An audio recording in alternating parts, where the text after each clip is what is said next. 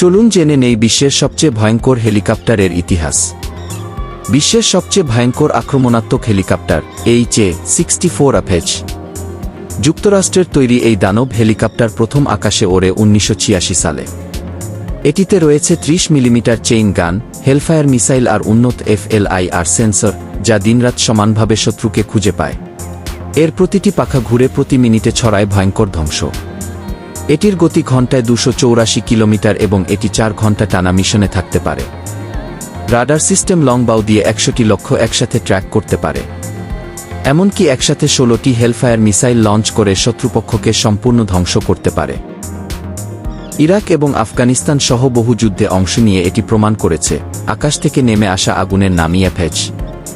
এই ধরনের নতুন নতুন ভিডিও পেতে আমাদের চ্যানেলটি সাবস্ক্রাইব করে বেল বাটনটি অন করে দিন। ধন্যবাদ।